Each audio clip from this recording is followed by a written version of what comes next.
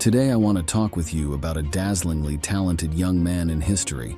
He commanded an army at the age of 20, conquered half of the world by the age of 26, and was later called Alexander the Great.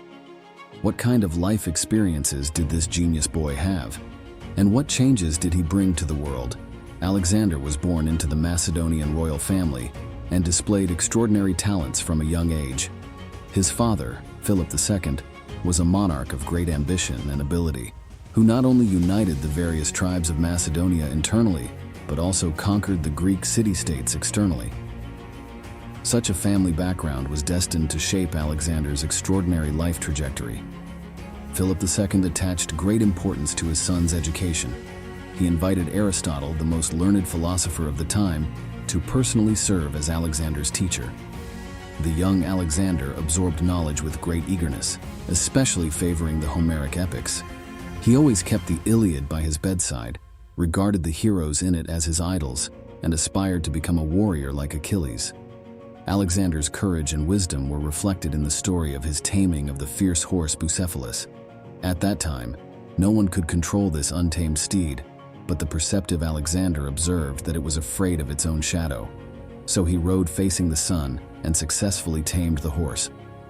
Bucephalus became Alexander's most trusted mount from then on, accompanying him in battles and conquests until the last moment of his life. In 336 BC, Alexander's father, Philip II, was assassinated, and the 20-year-old Alexander succeeded to the throne. Faced with turbulent situations both at home and abroad, this young monarch took a series of decisive measures, executing traitors and reorganizing the army internally, launching lightning wars and quelling rebellions externally. In just 2 years, Alexander cleared the obstacles for his eastern expedition. In 334 BC, Alexander led his army of more than 30,000 soldiers across the Dardanelles Strait and launched an attack on the Persian Empire. This army, composed of elite units such as the Macedonian phalanx, Greek heavy infantry, and cavalry, was well-equipped, strictly disciplined, and coupled with Alexander's own military genius, was invincible. At Issus in Asia Minor, Alexander defeated the much larger army of the Persian king Darius III, with his elite cavalry raid and infantry feint, taking Darius by surprise.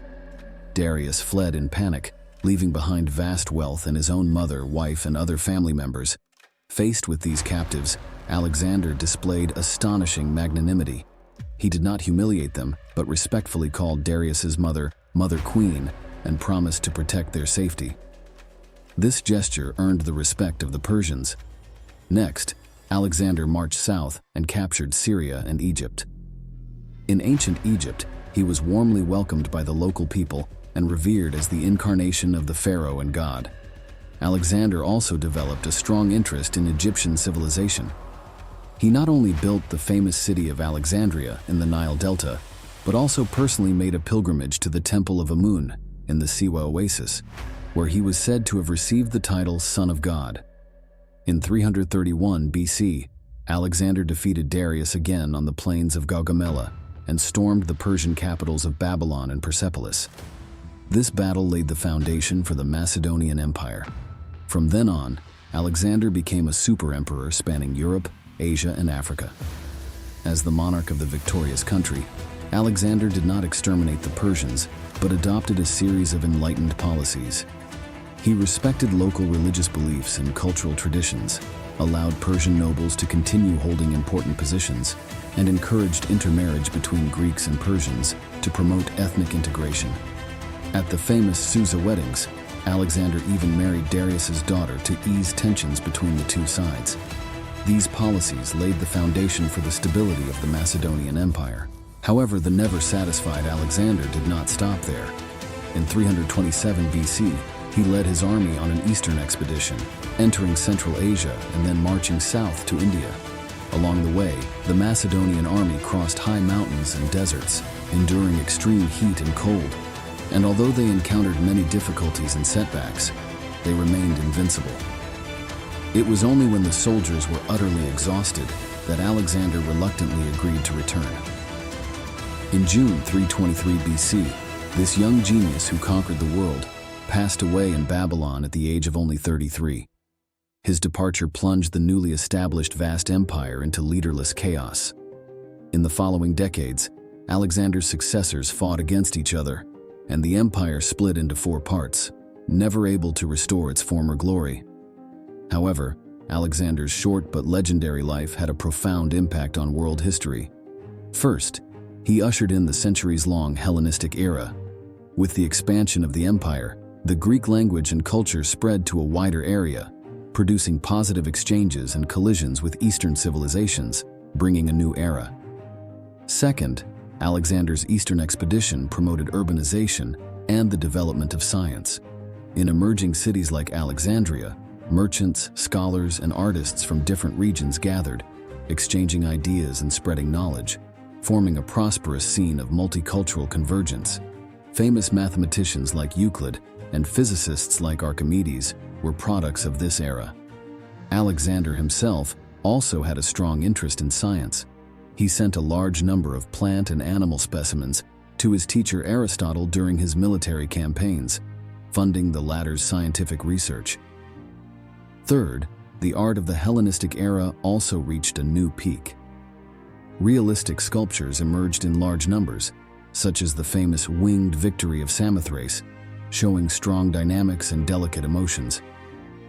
Dramatic art also flourished, with humorous and satirical comedy becoming a major feature. These all reflected the open and inclusive humanistic spirit of the society at that time. Of course, Alexander's empire also had inherent political weaknesses. This vast empire relied too much on Alexander's personal authority and lacked a sound management system. His untimely death deprived the empire of its only cohesive force, plunging it into long-term division and turmoil.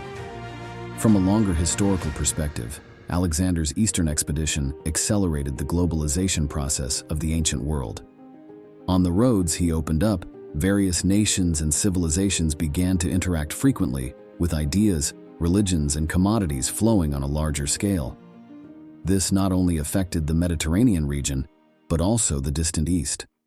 China's Han Dynasty once sent envoy Zhang Qian to the western regions in search of war horses from Chengdu, ancient India, but instead discovered the Silk Road spanning Eurasia. It can be said that without Alexander's Eastern expedition, the great exchanges between the East and the West that followed would have been difficult. Looking at Alexander the Great's life, he was undoubtedly one of the greatest military geniuses and statesmen of the ancient world. His bravery and wisdom, openness and curiosity, forged a short but glorious era. At the same time, his story also leaves many enlightenments for later generations. Excessive military expansion may lead to the disintegration of the empire, while an attitude of embracing the world and being inclusive is the way to long-term stability. History gave Alexander the crown of the great, but his life is far more than a simple sum of military achievements. The breadth of his vision, the openness of his mind, and the passion to dare to think and act are perhaps the most precious spiritual legacy he left us. Crossing the Alexander River, we must eventually return to our own era, but the wind that once blew over the Macedonian highlands is forever worth pursuing and cherishing. That's all for this episode. Thank you for watching. See you next time.